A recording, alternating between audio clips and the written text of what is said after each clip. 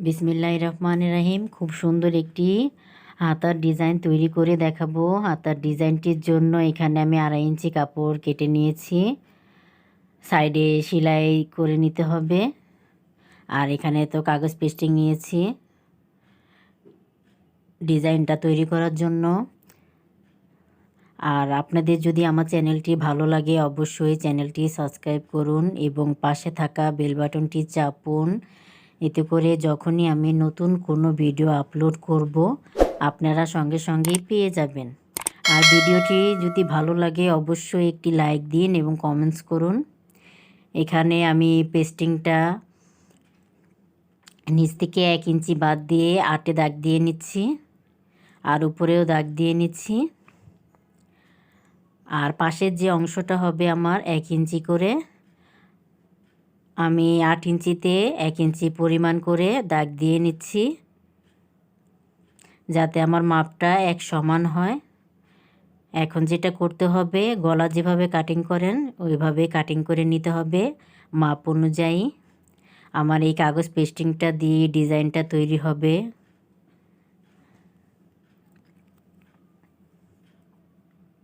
সাইডের অংশটাও একটু কেটে সমান করে নিচ্ছি।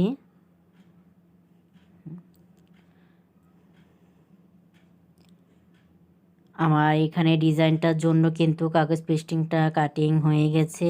যেটা করতে হবে, কাগজ পেস্টিংটা যে কাপড়টা উপরে বসবে ওইটাও কেটে নিচ্ছি।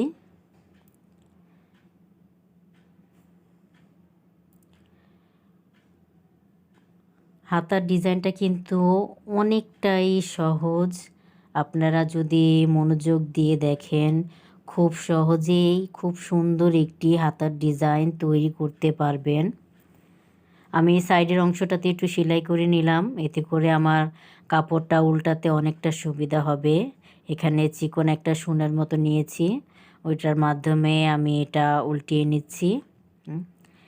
আর যেটা করতে হবে, এখানে যে আমার জয়েন্টের অংশটা আছে সেটা মাঝখানে রেখে কাপড়টাকে আয়রন করে নিতে হবে। আমার কাপড়টা কিন্তু আমি আয়রন করে নিয়েছি। এখন যেটা করতে হবে, এখানে যে আমি পেস্টিংটা কেটে নিয়েছি ওইটা কাপড়ের উপরে বসিয়ে সেলাই করে নিচ্ছি।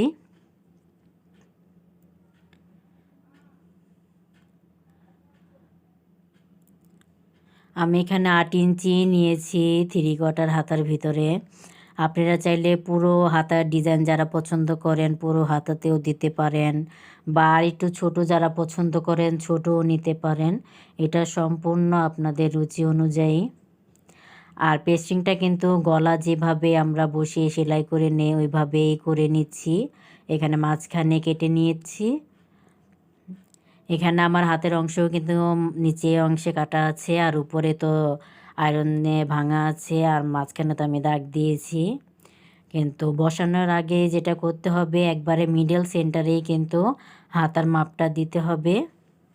এতে করে আমার দুইটা হাতার সাইডে এক সমান মাপেই তৈরি হবে, আর দেখতেও অনেকটাই ভালো লাগবে। একটা সাইডের অংশ আমি করে নিলাম, আরেকটা সাইডের অংশ আমি একইভাবে তৈরি করে নেব।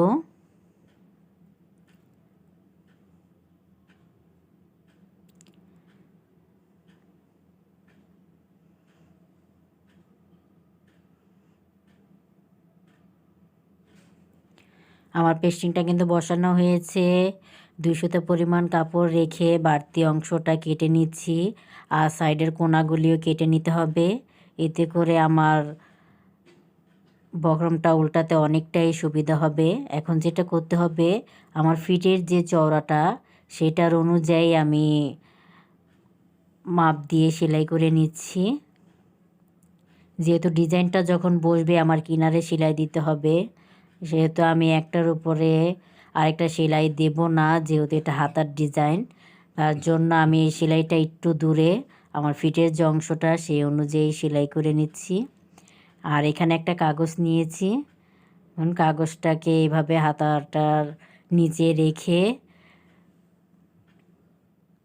আমি দাগ দিয়ে নেব। এতে করে আমার ডিজাইনটা বসাতে অনেকটা সুবিধা হবে, আর এক মাপের হবে ডিজাইনটা।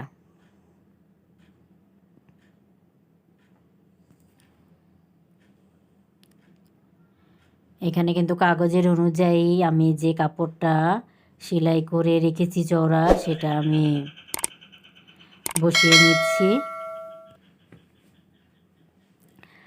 এখানে আমি 1/2 ইঞ্চি পরিমাণ কিন্তু কাগজটা বাদ রেখে আমি সেলাই করে বসিয়ে নিয়েছি পুরোটা অংশ। এই সাইডটা একইভাবে সেলাই করে নিব।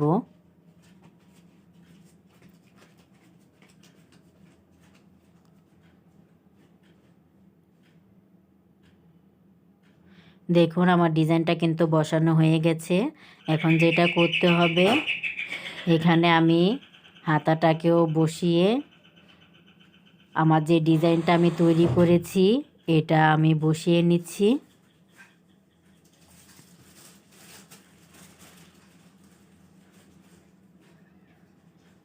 মাপটা ধরেই সেলাই করতে হবে।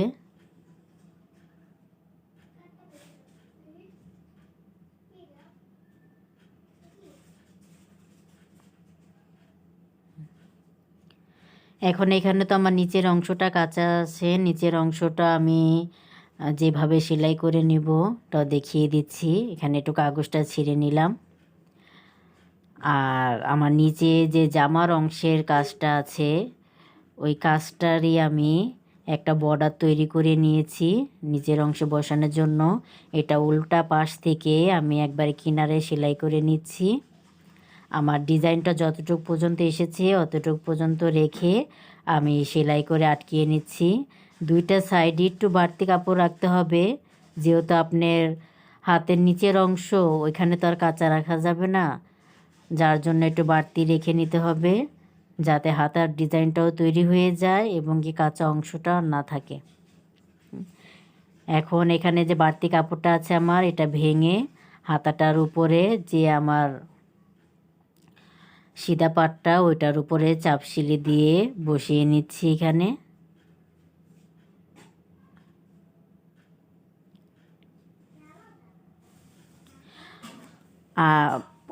পুরোটা এইভাবে সেলাই করে নিব আমি। আর আপনাদের যদি আমার চ্যানেলটি ভালো লাগে অবশ্যই চ্যানেলটি সাবস্ক্রাইব করুন এবং পাশে থাকা বেল বাটনটি চাপুন, যাতে যখনই আমি নতুন কোনো ভিডিও আপলোড করলে আপনারা সঙ্গে সঙ্গে পেয়ে যাবেন। আমি এই সাইডটাও কিন্তু বাড়তি যে কাপড়টা আছে ওইটা ভেঙে সিধা পাটে বসিয়ে নিচ্ছি।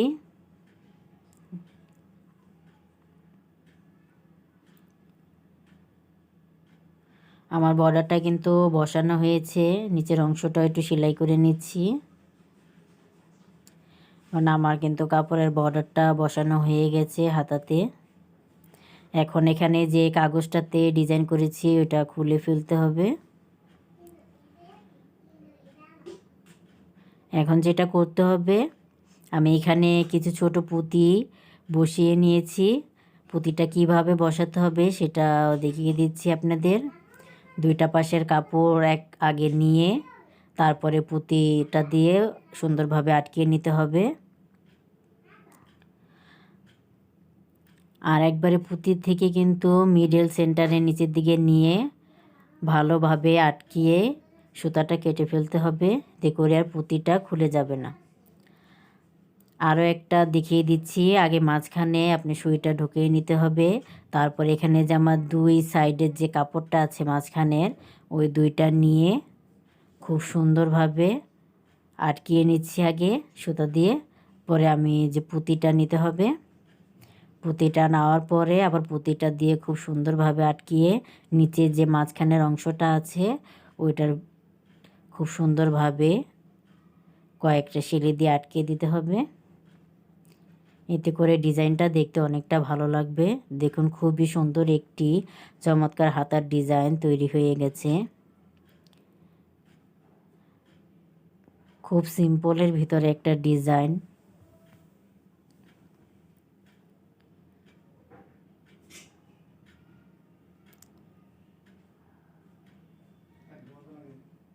আমার পুরো হাতার ডিজাইনটাই কিন্তু হয়ে গেছে।